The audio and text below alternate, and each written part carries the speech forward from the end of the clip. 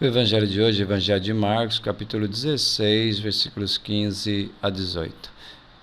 Naquele tempo, Jesus se manifestou aos 11 discípulos e disse-lhes: Ide pelo mundo inteiro e anunciai o evangelho a toda criatura. Quem crer e for batizado será salvo. Quem não crer será condenado.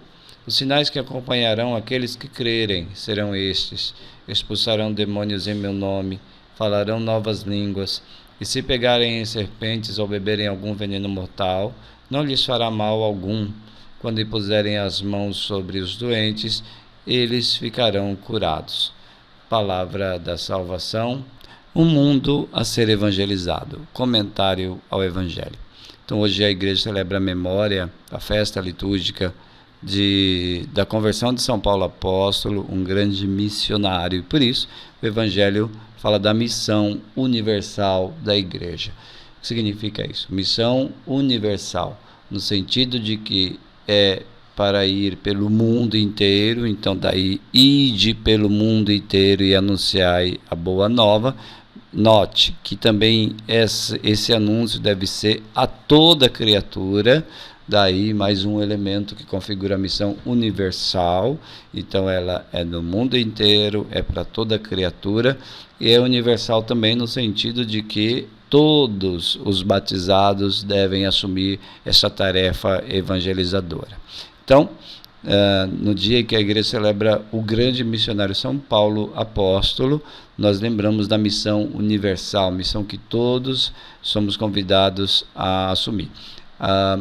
Então, considera-se isso como um mandato missionário, do qual não se pode esquivar. Mandato é aquilo que uma pessoa recebe, né, quando ela se apossa de uma função, se apossa de um cargo.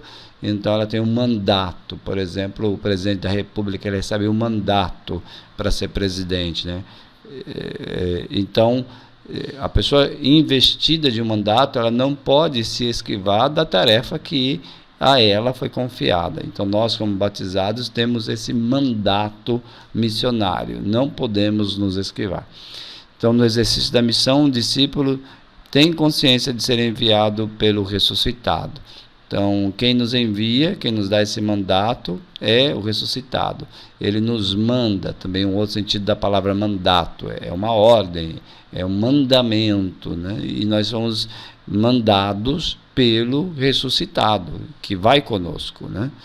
Então, nós não estamos na missão por iniciativa pessoal ou a convite de qualquer outra pessoa. O Jesus ressuscitado que nos envia. Então, no final das contas, nós prestaremos contas a Ele, a Jesus ressuscitado.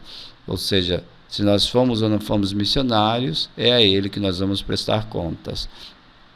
O âmbito da missão abarca o mundo inteiro, por isso é universal, englobando todos os povos. O missionário não tem direito de discriminar ou excluir ninguém. Não somos nós que achamos que devemos selecionar quem merece, quem não merece receber a boa nova. Os mais necessitados e marginalizados terão lugar especial em seu coração. No coração do missionário, os mais necessitados e os marginalizados têm que ter lugar especial.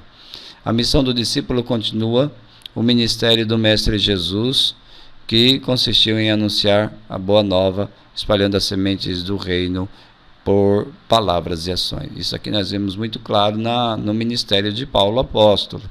Ele é aquele que continuou a obra de Jesus, ele fundou comunidades, ele espalhou as sementes do reino, tanto por palavras como por ações.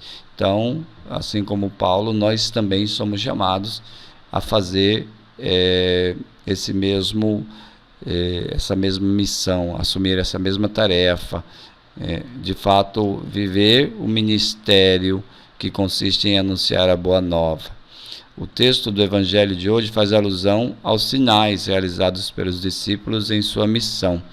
Então, quando Jesus confere a missão aos discípulos, ele diz que alguns sinais acompanharão a tarefa dos discípulos. Então veja que a tarefa é anunciar a boa nova, e acompanhará a esta tarefa alguns sinais.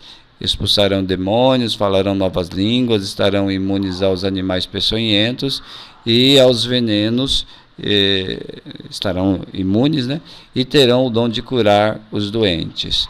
Então aqui nós vemos que os sinais, eles podem acompanhar a tarefa de anunciar o Evangelho. 2 elementos então chamam a atenção nesse mandato, né? O serviço prestado aos sofredores e oprimidos, já que teremos o dom de curar os doentes, né? Portanto o serviço aos doentes, e a proteção divina, que livra, que torna imune aos animais peçonhentos, aos venenos e etc. Né?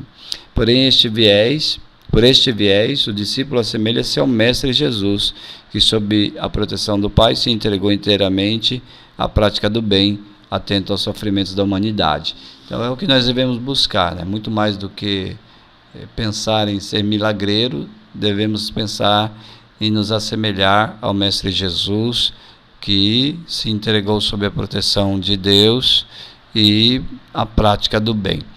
Perceba que em São Paulo, né, nos textos de Paulo você percebe que não tem milagres, né? Paulo não fala na cartas pastorais, na doutrina de Paulo, essa coisa do milagre, do fantástico, do sensacional, é uma coisa que aparece muito superficialmente quando Paulo fala dos carismas espirituais. Mas São Paulo era forte na pregação da palavra. Então, Paulo imita Jesus nesse sentido, continuando a obra de extensão do reino, e alguns sinais acontecem, mas o forte, o carro-chefe, é a pregação da palavra. Então é isso que também nós devemos pedir para que na nossa vida aconteça, né? Sermos missionários, aqueles que assumem o mandato.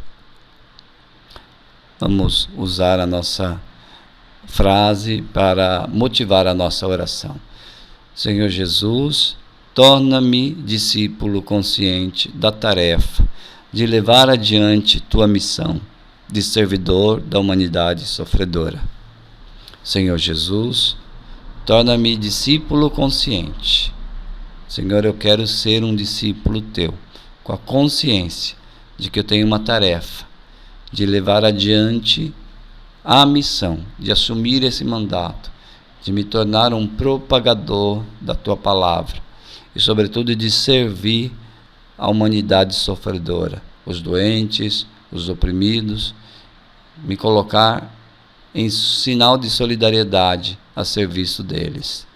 Glória ao Pai, ao Filho e ao Espírito Santo, como era no princípio, agora e sempre. Amém.